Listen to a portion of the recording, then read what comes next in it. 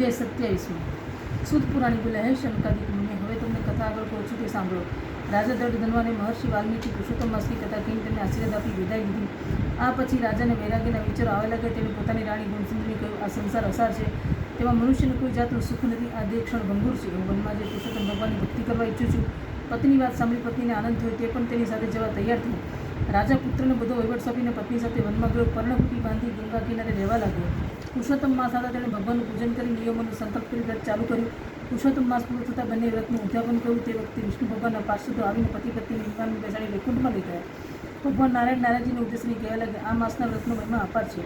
હું તે કહેવા શક્તિમાન નથી। હજારો જન્મોના તપથી જે ફળ મળતું નથી તે આ અધિક માસના સેવનથી મળે છે। મનુષ્યની ક્યાં વાત કરીએ।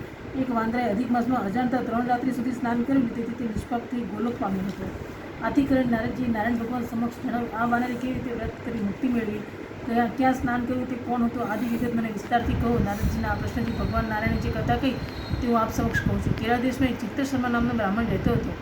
તે ઘણો લોભ્યો હતો। આથી કરીને લોકો તેને કદરી કહીને બોલાવતા। તેની પાસે પુષ્કળ ધન હતું, પણ તે સુખી ખાતો નહીં, સારા વસ્ત્રો પહેરતો નહીં, ભગવાનની પૂજા કરતો નહીં, ધર્મ કાર્યમાં કોઈ જાતનું દાન કરતો નહીં। તેણે પોતાનું ધન જમીનમાં દાટી રાખ્યું હતું। નવું જે ધન આવતું તે પણ જમીનમાં દાટી દેતો। ભિક્ષાવૃત્તિ કરીને પોતાનું ગુજરાન ચલાવતો। તેના લોભે પણ લોકો તેને ભિક્ષા આપવાનું ટાળતા। આથી એક દિવસ નગર બાગ આવેલા બાગમાં માળી તરીકે રહ્યો। ત્યાં ઝૂંપડી બાંધીને રહેવા લાગ્યો। તેણે બાગને લગતું બધું કામ શીખી લીધું।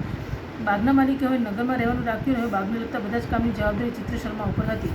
આનો ખોટો લાગ તે લેવા લાગ્યો। જે ફળો થતા તે પોતે વેચી નાખી નાણાં ઊભા કરતો। બાગનો માલિક પખવાડિયે હિસાબ માટે આવતો, તેને રકમ સૂત્રમ સમજાય ચિત્ર શર્મા તેને ખાલી હાથે પાછો કાઢતો। એક વખત તે ઘણો માંદો પડીને મૃત્યુ પામ્યો। યમદૂતે તેને યમરાજા સમક્ષ ખડો કર્યો। યમરાજાના ચોપડામાં તેના જમા પાસામાં કંઈ ન હતું, પણ ઉધાર પાસું ખાસું લાંબુ હતું।